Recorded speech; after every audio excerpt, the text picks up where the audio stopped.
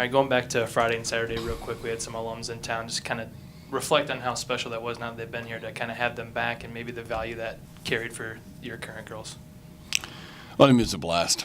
There were many of the former players. I'd only met maybe one or two prior to this weekend.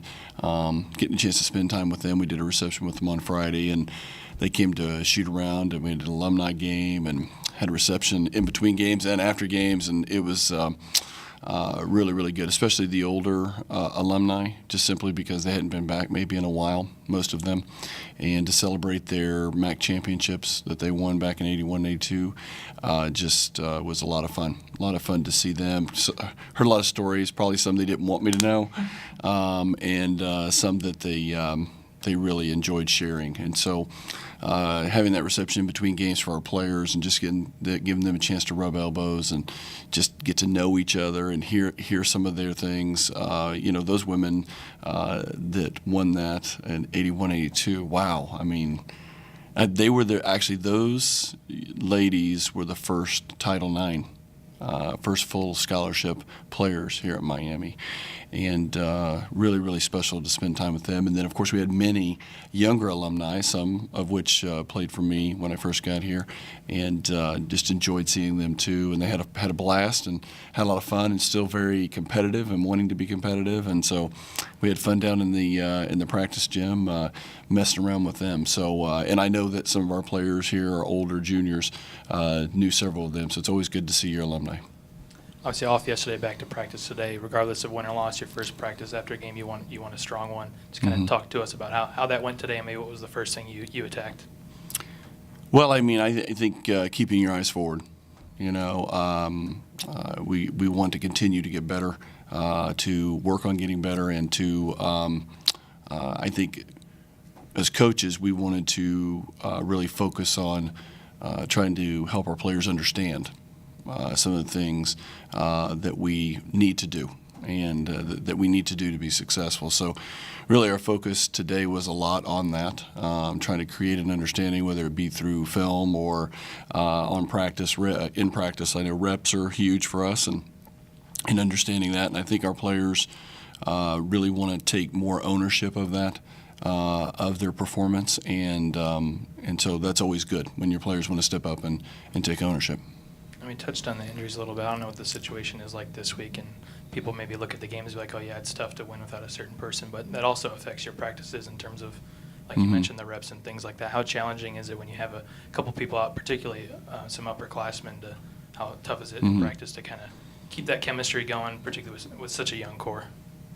Well, I mean, again, you don't want to have people on the floor, but you still got to get it done. So, or you don't want to have people not on the floor. Older people, our veterans, and so a couple of juniors that we have were out in the game. Caleb Brandt's back in practice today, so that was great. Still don't have a time frame on Jazz, but we'll see how that goes. And the tougher things are the tougher we need to be. And so we just keep working towards that. It gives other players opportunities to step into roles and get a chance to perform and a chance to get that understanding and get more experience. So. It's not something I would necessarily choose. I would prefer to have everybody and have all those options, but we're working through it. And like I said, Kayla's back in practice today, so and it was a good practice, and so looking forward to having her back tomorrow.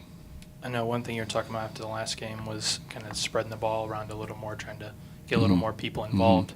From what you've seen, is it something that is the need is the ball carrier needs to do a better job of getting it to other people, or is it some maybe off-ball stuff that players need to do to get themselves in a scoring position and get open for a pass? That's a great question. I think it's a little bit of both. I think our tempo and our pace needs to pick up.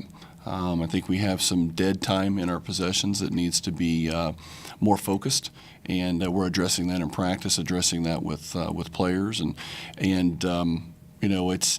A lot of it is moving the ball. A lot of it's also wanting the ball, and so you've got to be able to do that. You can't. I think even as I watched against OU,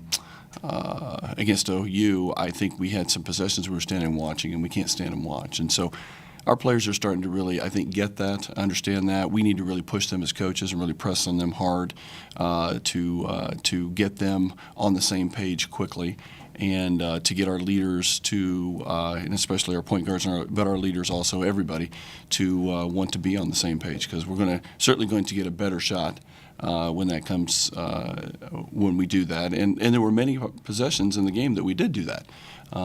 But when you're talking about as many possessions as there are in a basketball game, you can't have 10 to 15% where you're not doing that. Looking ahead to Kent now on Wednesday, they appear to be a pretty top-heavy team in terms of their scoring.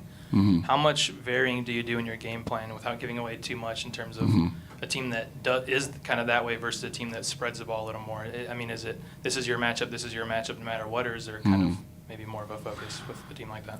Well, certainly. I mean, they have a couple. They got nice people for sure, nice players. They got real nice scorer out on the perimeter and a really strong post player. But then they have some nice role players that are doing a great job, and you have to have those people that'll do that role. I think that's why they've seen some success. I think Coach Starkey's doing a great job with them. Our game plan is going to be. Again, without giving anything away, very similar to what we do. I mean, certainly we're going to play certain people certain ways, and we're going to have a plan against their guards and a plan with their posts. And what we need to do is just execute that game plan and know who we're guarding, where they're at on the floor, and how important that is. But Kent State's it's a good team, and it'll be a great challenge. All right, thank you, Coach. Best of luck this week. Thanks, Caleb.